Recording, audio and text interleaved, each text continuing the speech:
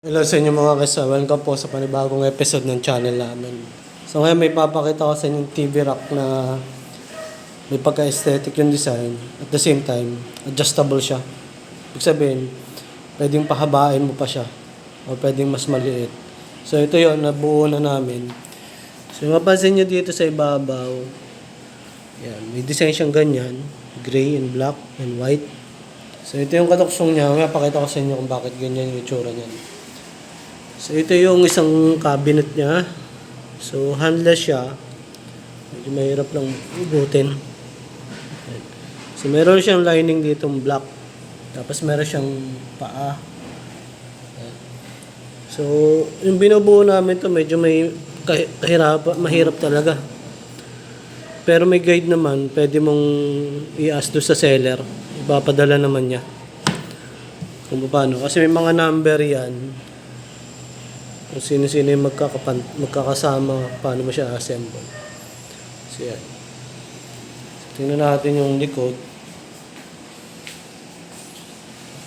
So yung likod, maliit na pako. Yan, marami yan. So ito yung kabak niya na ipapasok dito. Yan, ipapasok siya dyan.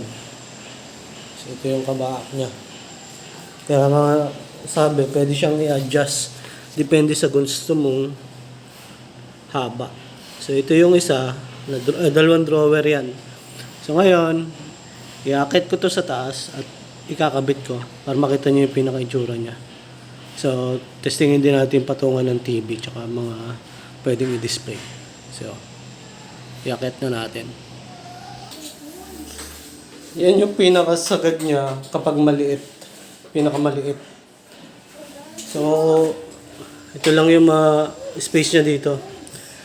Kaya, yan, yung kaninang nakita nyo nakahiwalay, pinapatong lang yun dito. Pinapasok. So, kung gusto mo siya isagad hanggang doon, pwede pa. So, ngayon, susubukan natin isagad siya para mas ma-maximize yung capacity nito. Para marami pang pwedeng ilagay bukod sa TV. So, tingnan natin. Pag sinagad natin hanggang doon sa may biga. Yan yung pinakasagad nyo.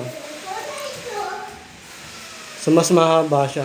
So, kaya hindi ka mag-worry kung kakasya ba siya sa area mo o sa room mo. Yun, mas malaki yung space. Kasi hinigit lang natin kung nandito sa dulo. Pero syempre, dapat, pwede pa naman siya ma-adjust hanggang dito. Pero hindi.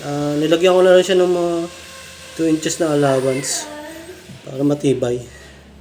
Pero pwede mo pa siyang adjust dito. Kaso mag-aalanganin eh. Pinantay ko na lang siya dito. So, aesthetic yung tsura niya, may pagka-minimalist. So, kung ang team mo ay team puti and black or gray, pasok yan. So, ngayon, lalagyan natin siya ng TV at something doon sa baba.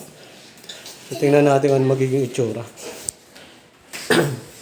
Yan, may TV na nilagay dyan.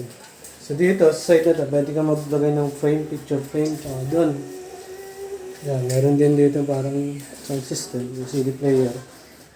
So dito, nilagay ako ng mga CD. Yan. Dito sa side na ito, pwede maglagay ng mga books. Tapos dito yung mga iba pang gamit sa drawer. Yan. So yun yung magiging itsura niya. Yan. So minimalist yung design. Bagay sa team puti, or black, or gray. Yan. So, yan. Ganda ng itsura niya. So, yun lang. Sana gusto niyo itong content namin. Adjustable TV rack cabinet. So, kung interesado kayo, mag-iwan ako ng link sa description box. And make sure kapag na-assemble nyo siya, punasan nyo siya.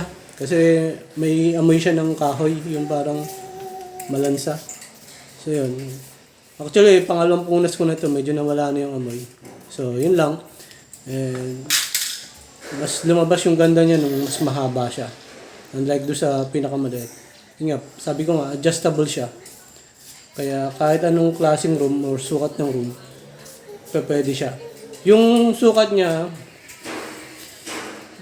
nandun sa link na bibigay ko sa inyo sa description, nandun yung mga size. Yung size kapag maliit siya, tsaka yung pinakasagad na haba, makikita nyo. Makita nyo yung size doon. So, yun lang po and stay safe po.